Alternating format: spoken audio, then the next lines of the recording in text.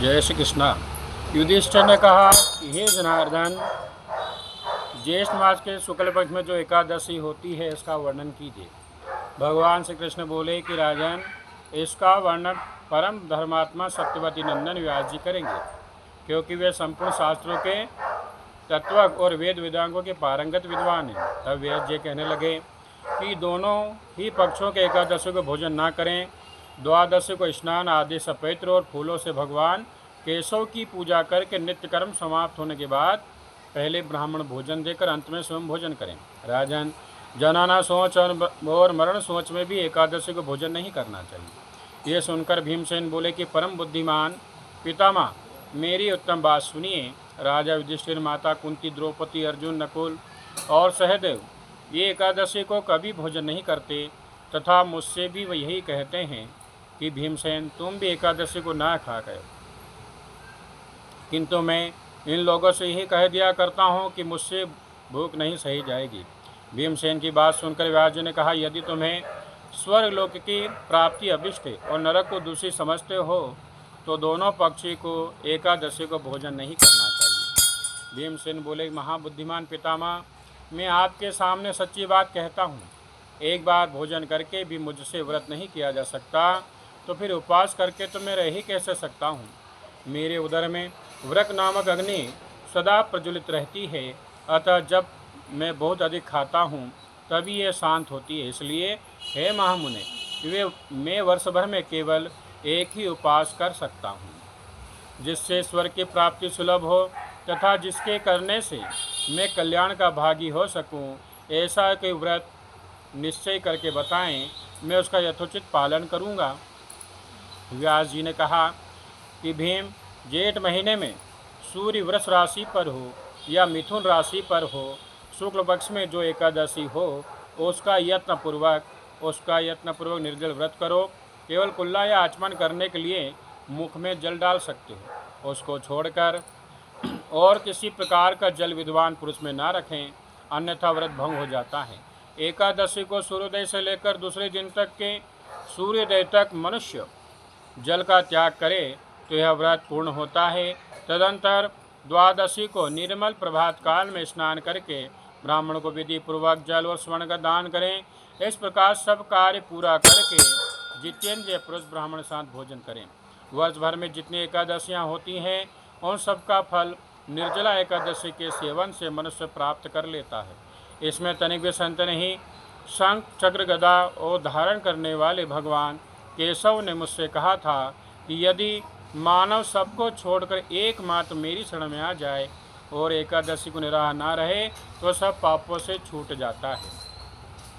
एकादशी को व्रत करने वाले पुरुष के पास विशाल का विकराल आकृति वाले काले रंग वाले दंड पाशधारी भयंकर यमदूत नहीं जाते। अंतकाल में पीताम्बरधारी सौम्य स्वभाव वाले, हाथ में सुदर्शन धारण करने वाले और मन के समान वेगशाली विष्णुदूत आकर इस वैष्णव पुरुष को भगवान विष्णु के धाम में ले जाते हैं। अतः निर्जला एकादशी को पूर्ण यत्न करके उपवास करना चाहिए। तुम भी सब पापों की शांति के लिए यत्न के साथ उपवास और श्री हरि का पूजन करो। स्त्री व पुरुष यदि उसने मेरु पर्वत के बराबर भी महान पाप किया हो तो वह सब एकादशी के प्रभाव से भस्म हो जाता है। जो मनुष्य उस दिन जल के नियम का पालन करता है वह पुण्य का भागी होता है। उसे एक एक पहर में कोटि कोटि स्वर्ण मुद्रा दान करने का फल प्राप्त होता है। सुना, मनुष्य निर्जला एकादशी के दिन स्नान, दान, जप, होम आदि जो कुछ भी करता है वह सब अक्षय होता है। यह भगवान श्री कृष्ण का कथन है। निर्जला एकादशी को विधि पूर्वक उत्तम रीति से उपवास करके मानव वैष्णव पद को प्राप्त कर लेता है। जो मनुष्य एकादशी के दिन अन्न खाता हुआ पाप भोजन करता है, इस लोक में वह चांडाल के समान और मरने पर दुर्गति को प्राप्त होता है।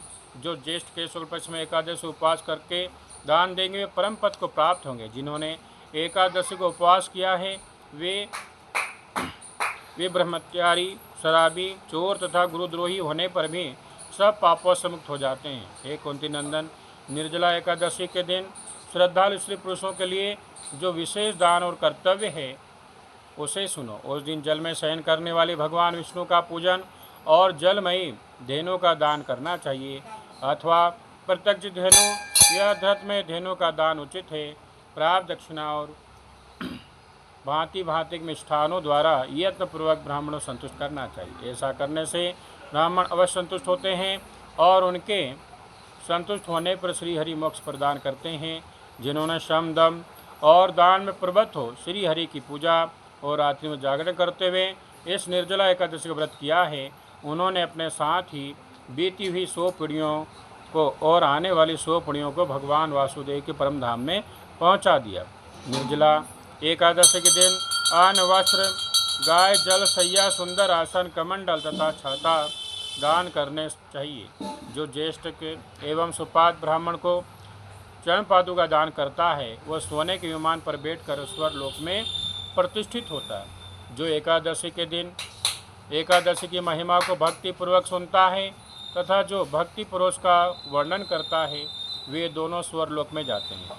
चतुर्दशी युक्त अमावस्या को सूर्य ग्रहण के समय श्राद्ध करके मनुष्य जिस फल को प्राप्त करता है वही इसके श्रवण से भी प्राप्त होता है। पहले दंतवाहन करके यह नियम लेना चाहिए कि मैं भगवान केशव की प्रसन्नता के लिए एकादशी निराहार रहकर आचमन के सिवा दूसरे जल का भी त्याग करूँगा।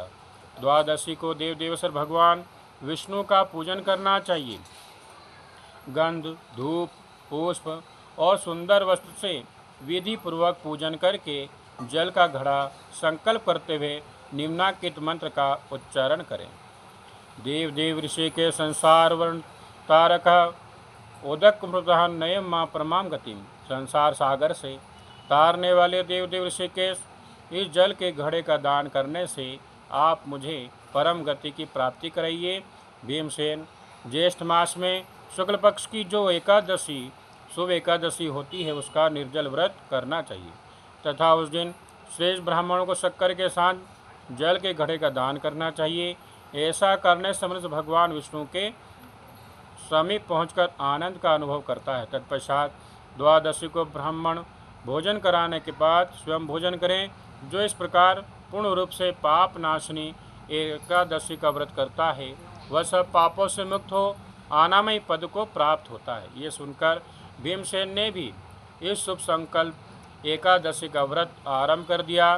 तब से यह लोक में पांडव द्वादशी के नाम से विख्यात हुई। जय श्री कृष्ण।